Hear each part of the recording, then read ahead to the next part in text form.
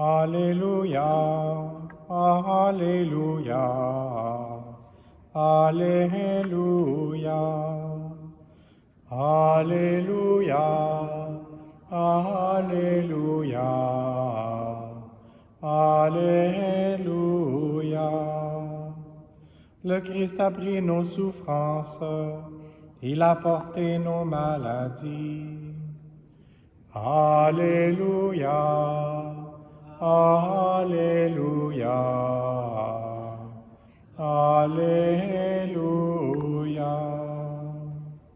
Le Seigneur soit avec vous. Évangile de Jésus-Christ selon saint Marc. En ce temps-là, Jésus regagna en barque l'autre rive, et une grande foule s'assembla autour de lui. Il était au bord de la mer. Arrive un des chefs de synagogue nommé Jaïr. Voyant Jésus, il tombe à ses pieds et le supplie instamment. « Ma fille, encore si jeune, est à la dernière extrémité. Viens lui imposer les mains pour qu'elle soit sauvée et qu'elle vive. » Jésus partit avec lui, et la foule qui le suivait était si nombreuse qu'elle l'écrasait. Or, une femme qui avait des pertes de sang depuis 12 ans, elle avait beaucoup souffert du traitement de nombreux médecins, et elle avait dépensé tous ses biens sans avoir la moindre amélioration. Au contraire, son état avait plutôt empiré. Cette femme, donc, ayant appris ce qu'on disait de Jésus, vint par derrière dans la foule et toucha son vêtement. Elle se disait en effet, « Si je parviens à toucher seulement son vêtement, je serai sauvée. » À l'instant, l'hémorragie s'arrêta, et elle ressentit dans son corps qu'elle était guérie de son mal. Aussitôt, Jésus se rendit compte qu'une force était sortie de lui. Il se retourna dans la foule et il demandait, « Qui a touché mes vêtements? » Ses disciples lui répondirent, « Tu vois bien la foule qui t'écrase et tu demandes, « Qui m'a touché? » Mais lui regardait tout autour pour voir celle qui avait fait cela. Alors la femme, saisie de crainte et toute tremblante, sachant ce qui lui était arrivé, vint se jeter à ses pieds et lui dit toute la vérité. Alors, Jésus lui dit alors, « Ma fille, ta foi t'a sauvée. Va en paix et sois guérie de ton mal. » Comme il parlait encore, des gens arrivent à la maison de Jaïr, le chef de synagogue, pour dire à celui-ci, « Ta fille vient de mourir. À quoi bon déranger encore le Maître? » Jésus, surprenant ces mots, dit au chef de synagogue, « Ne crains pas, crois seulement. » Il ne laissa personne l'accompagner, sauf Pierre, Jacques et Jean, le frère de Jacques. Ils arrivent à la maison du chef de synagogue. Jésus voit l'agitation et des gens qui pleurent et poussent de grands cris. Il entre et leur dit, « Pourquoi cette agitation et ces pleurs? L'enfant n'est pas morte, elle dort. » Mais on se moquait de lui. Alors il met tout le monde dehors, prend avec lui le père et la mère de l'enfant et ceux qui étaient avec lui. Puis il pénètre là où reposait l'enfant. Il saisit la main de l'enfant et lui dit, « Talitha koum », ce qui signifie, « Jeune fille, je te le dis, lève-toi. » Aussitôt la jeune fille se leva et se mit à marcher. Elle avait en effet 12 ans. Ils furent frappés d'une grande stupeur, et Jésus leur ordonna fermement de ne le faire savoir à personne. Puis il leur dit de la faire manger. Acclamons la parole de Dieu.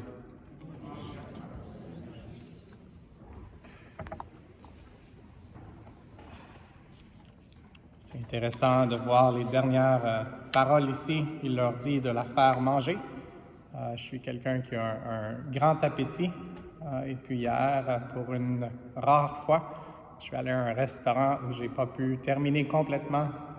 J'ai dû pour emporter. Et c'était une poutine près de Wakefield. Donc, j'ai fait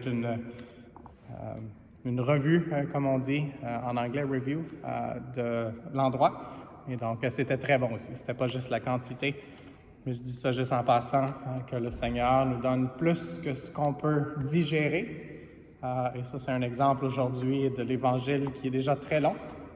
Souvent, c'est à plusieurs qu'on partage cet Évangile, ou un Évangile aussi long. C'est presque aussi long que la Passion. Donc, on va entrer dans le carême dans quelques jours, quelques semaines. Donc, c'était une pratique aujourd'hui. Avec le saint qu'on célèbre aujourd'hui, Saint Jean Bosco, comme prêtre et diacre, on fait la promesse de lire ce qu'on appelle la liturgie des heures. Et donc, le texte aujourd'hui était du saint qu'on célèbre, Saint Jean Bosco. Et Saint Jean Bosco qui a eu une vie consacrée à prendre soin des personnes en difficulté, surtout les jeunes délinquants. Il avait aussi beaucoup l'aide de sa mère du ciel, mais aussi sa mère ici sur la terre. Et d'une certaine façon, il a révolutionné la façon dont on s'occupait des délinquants en promouvant ce qu'on appelle la prévention et en parlant de la douceur plutôt que la répréhension. Et donc, aujourd'hui, une des phrases qui m'a touché, je ne me souvenais pas vraiment que cette phrase m'avait touché, même si ça fait plusieurs années que je lis le bréviaire et que j'ai fait cette lecture-là exactement. C'était la lecture que parfois, quand on est avec des gens, puis qu'on doit essayer de les aider à être un peu moins dissipés, on peut perdre patience. Les parents, les grands-parents, mais aussi les éducateurs, les enseignants vivent cette réalité-là. Puis une des façons dont je l'avais compris, c'était qu'il faut être plus patient envers eux et plus impatient envers notre impatience. Donc, c'est notre impatience qu'il faut discipliner avant de pouvoir discipliner les autres avec amour, avec douceur. Et dans cet évangile aujourd'hui, certains des mots qui m'ont touché, c'est l'agitation, les pleurs et les grands cris. Et parfois, quand on essaie de corriger un comportement de quelqu'un, malheureusement, on est tenté de le faire à grands cris. Et la parole que Jean Bosco a dit, c'est que parfois, quand on essaie de faire une intervention, c'est un ouragan de paroles. Un ouragan de paroles. Et qu'il faut demander au Seigneur l'Esprit Saint pour pouvoir avoir la douceur et pour pouvoir avoir l'amour. Alors, prions les uns pour les autres. Et j'ai mentionné sa mère sur la terre, mais aussi sa mère du ciel, notre mère du ciel, qui veut nous aider à ne pas tomber dans l'agitation à travers toutes les tempêtes qui ragent peut-être dans le monde ou dans notre propre vie, à ne pas rester dans les pleurs ou les grands cris, mais à crier pour que le Seigneur vienne à notre secours, ce que les apôtres ont fait pendant la tempête, quand il était dans la barque. Aujourd'hui, il est dans la barque d'une autre façon. Et aussi, je vous invite à chercher un rêve de Jean Bosco. Donc, il est connu pour quelques-uns de ses rêves. Et c'est une image qui me parle, une image qui a été peinte d'un rêve qu'il a partagé, où pendant une tempête, où il y a aussi les ennemis qui essaient d'attaquer l'Église, ils sont très bien ancrés. C'est le rêve, c'est le conseil qu'il donne à l'Église, mais qui nous donne à nous aussi, personnellement, d'être ancrés avec la Sainte Eucharistie et ancrés aussi avec la Sainte Vierge Marie.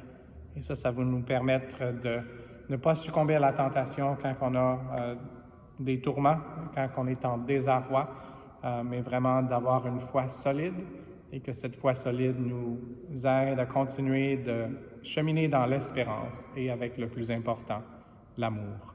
Amen.